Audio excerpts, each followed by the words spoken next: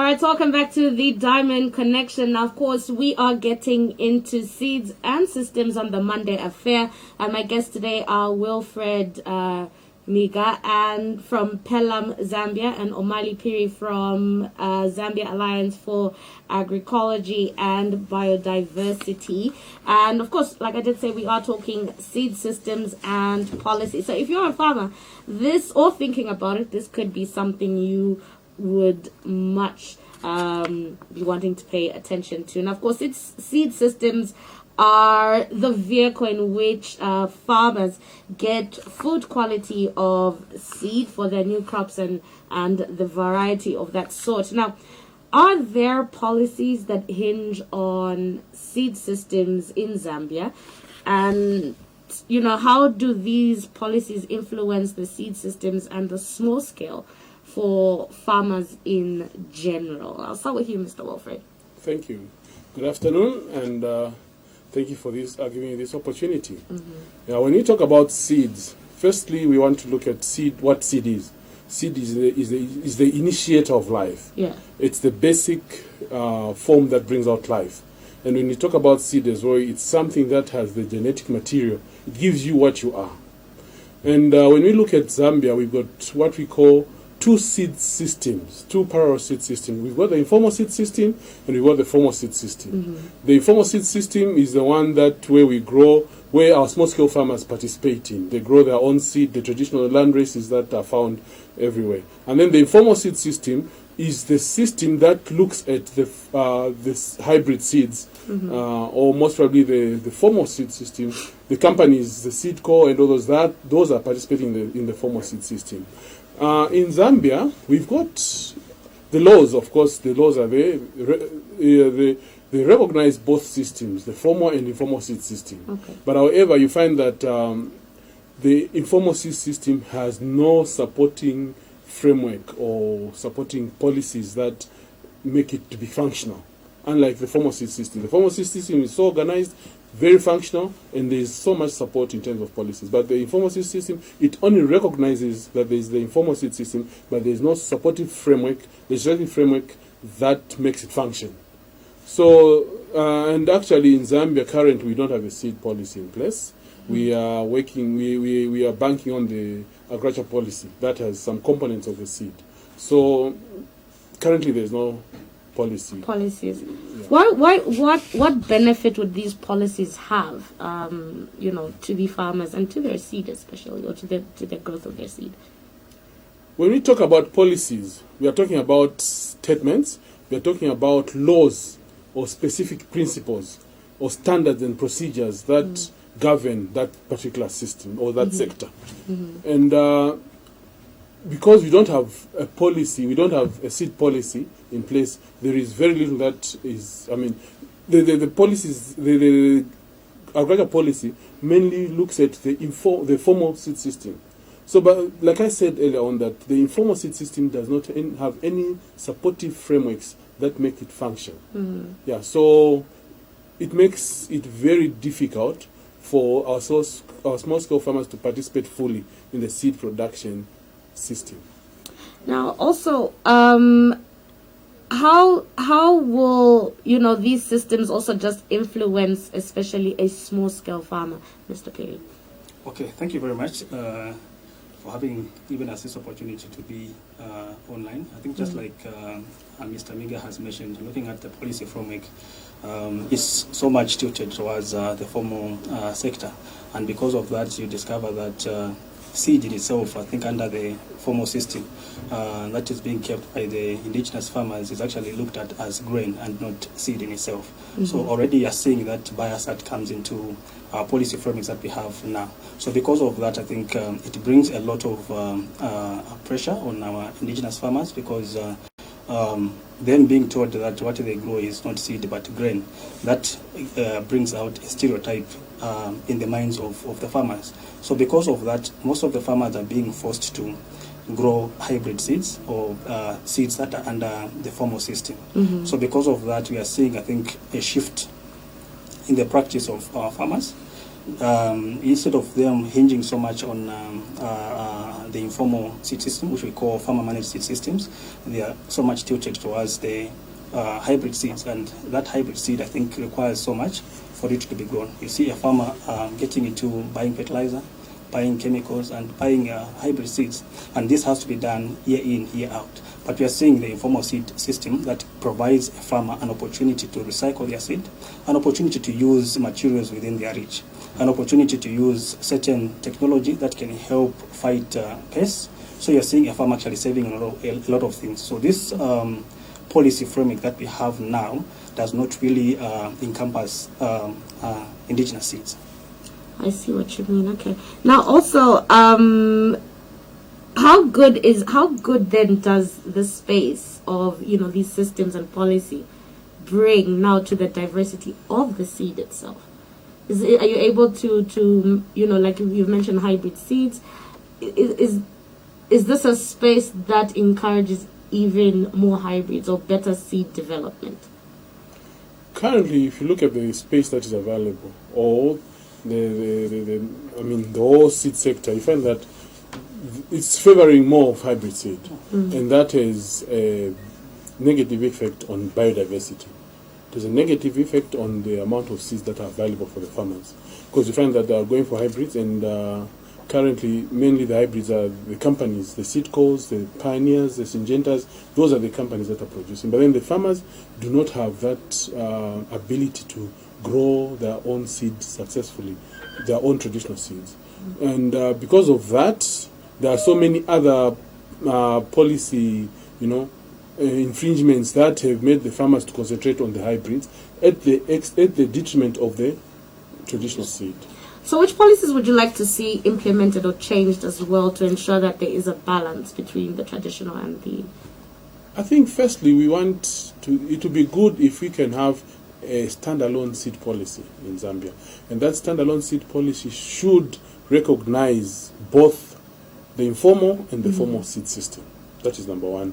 And that policy should also give the farmers the rights to grow their own seed, to save their own seed, share and exchange, and even possibly sell that seed. Yeah, the local land races. That is what we want. We want a policy, a standalone policy on seed, but that policy should recognize and also give a framework of both systems to function, just as it is supporting the informal system at the moment. Now, also, I know there's going to be a food and seed festival. Sounds very exciting. Yes, Mr. Omali Phiri, can you tell us a little bit more about this event? Okay, yeah, thank you very much for that question. I think before I get to the actual day's event, I think let me just give a brief background of the National Seed and Food Festival. I think let me be quick to mention that the first festival that we had was held in 2018, I mean. It was actually held at the Global Platform, as well as East Park Mall. Then the second one was held in Mundawanga, that is 2019. I think we had a 2 days event. Yeah, the first day was a dialogue, then the second day was farmers display. Then last year we had it at Woodfield Gardens, just right here in Olympia, where farmers also came from different parts of the country and did display their seed, and actually also ate from the indigenous food that those people could prepare. Then this year we are having it on the 16th of October, right at Nakatindi grounds, I think our own grounds here in Osaka, where farmers will also come from different parts of the country. I think this time around we'll have about 50 farmers that will come and display their local seeds as well as local food. There will be different local cuisines that people need to have a look at and probably also taste, get to appreciate what Zambia has to offer, from different geographical locations. And the good part that will come out of this will also give us, a gist of what diversity Zambia has, what different seeds, from different geographical locations actually represent our country. So this is also, a good way of bringing different pieces of information under one roof, to appreciate our culture. We know where we're coming from. We know what we've been feeding on. And we know how our health was back then, as opposed to how things are here. May I be quick to mention that I think year in, year out, we mention of bumper harvest. We get bumper harvest here and there, but we don't see, a change or translation in people's nutrition capacity. Every year in, year out, people say we are malnourished. People are not treated with good diet. But the question is, what is the problem? So we discover that in as much as we have bumper harvest, but there's somewhere where we as individuals are missing it. The bumper harvest does not translate into nutritional security. So here we are bringing this National Seed and Food Festival, trying to communicate to people to say there is everything in diversity. There's good nutrition, there's food sovereignty that comes out of diversity. So when we eat different or diverse foods, then we are rest assured that our bodies will do what? Will be strengthened in terms of our nutrition.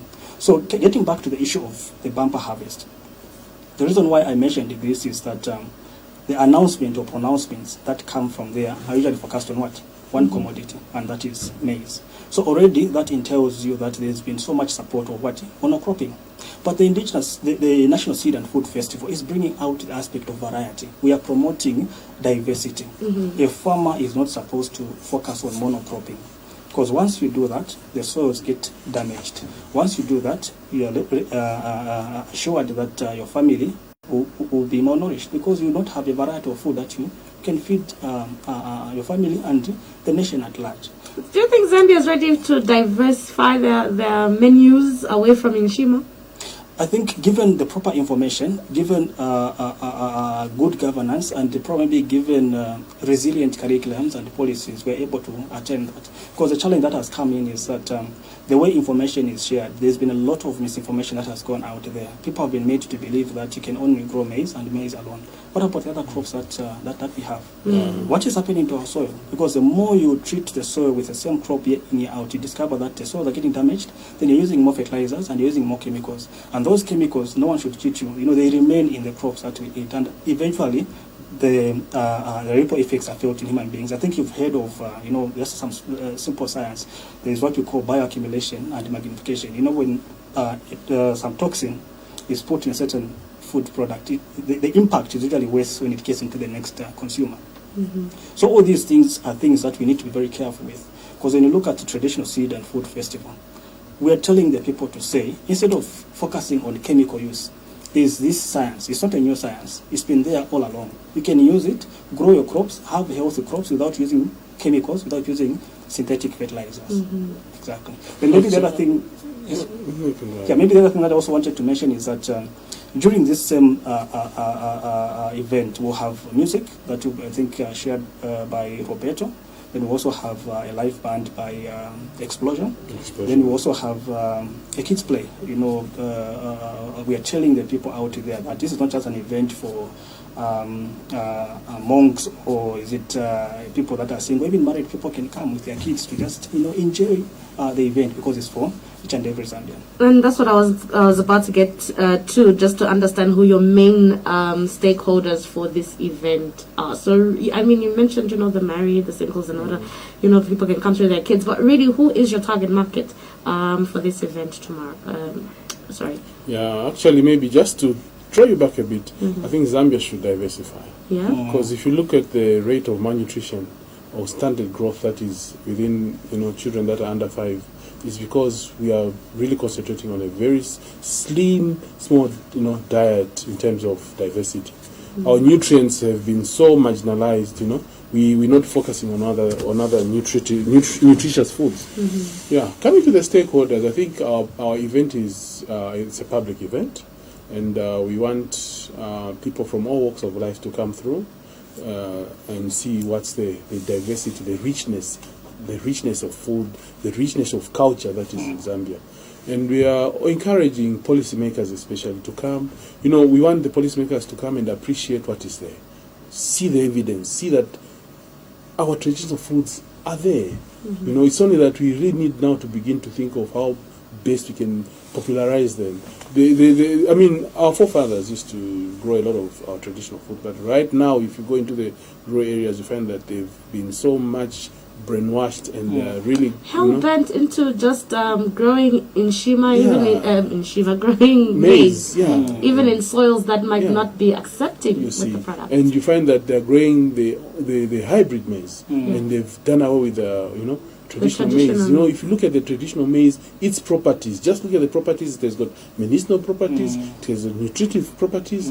That's the food that we used to eat. It's that comes with like different colors, and it's so tasty. The pepper one. Yes. You see, so that pepper maize is so medicinal. It can, I didn't even know it had medicinal value. I mean, it can heal if a child is suffering from bilharzia. You can just simply put it in water, soak it for a night over, and then give the child to drink. It's really nutritious, really medicinal. So we are saying the general public should come, policymakers should come, other NGOs that are working, in things like nutrition, in agriculture, they should come. When is the event? When is this day that you're expected to have us?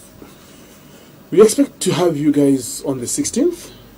Yeah, we're starting at 8 and ending at 16 hours. Okay. It will be an eventful day. A lot of things in place, like he has alluded to. It's for the whole family. It's not only for agriculture or people related in agriculture issues. It's for the whole family, and it's just an event open for everyone. And this time around, it's only for the one day. We're actually having 2 days. Okay. The first day is more of a dialogue where we'll be discussing with farmers, with policymakers, among ourselves, and a few invited public people, as well as media will be there. So it will be Monday a dialogue, sharing ideas. Then the second day, that's when we want to open it to the public. Which is a Saturday. Yeah. That's when we can go and eat the maize. And by the way, there will be food that will be cooked on site, traditional food. To show people how to cook it. Yes, show people how to cook it, how to actually enjoy it. So there will be people cooking, and food will be on display. Yes. Yeah, and you can have a plate. I'm already hungry. I'm already looking forward to it. I hope there'll be that nice maize because I love it. Lastly, also, are there any other partners you're collaborating with to ensure that you do have a successful event? Yeah, I think we have quite a number of partners that we are working with because this is a huge event, and calling it a National Seed and Food Festival means that there's so much work that gets into it, trying to coordinate and bring different stakeholders on board. So we have quite a number of CSOs that have come on board to show their interest and help in organizing this national events. I think the national event, and I think just like you've seen here, we are different people coming from different organizations. So meaning that we have a wide array of CSOs that who are participating in the organizing of this event. So maybe just to mention a few, we have ZCCN. I think one of the partners that we have on board. Then we have CTDT, Community Technology Development Trust. We have Caritas Zambia. We have Action Aid. We have Rural Women's Assembly. We also have CRS. Yeah, CRS, Catholic Relief Services. Then we have SCOPE, Zambia. Then we also have PELUM Zambia. I think just to mention, if I've left out any other critical stakeholders. I think those are the ones. And we've also got, currently we've got one regional partner that is come on board. That's the Sustainability Institute of South Africa. Yeah. So this event is happening on the 16th and the 17th, yes? No, 15th. 15 and 17. 15 and 16. Yes. Oh, okay, that's the 15th and the 16th. So that is Friday and Saturday, beg your pardon.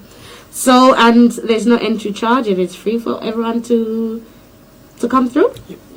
Okay, and you said it would be at the Nakatindi grounds, which is right here at Civic Center, if I'm not mistaken. Okay, so if you heard it for yourselves, please go out and, improve your palate. See what else you can double on what Zambia has to offer you. So the event will be happening on the 15th and 16th, 2 days, Friday and Saturday. There's going to be lots of traditional foods as well that are going to be displayed, and you can have a taste of them. So be sure to take out your family, and I'm sure take your kids there. I'm sure they would love to taste all kinds of foods that Zambia has to offer. Gentlemen, thank you so much for being here with us today. Thank you. Thank you very much for having us. Sorry? Thank you for having us. No, it's been a pleasure. We're going to take a short break, and on the other side, the Diamond Connection continues, bringing you more in beauty with Walia Pakati.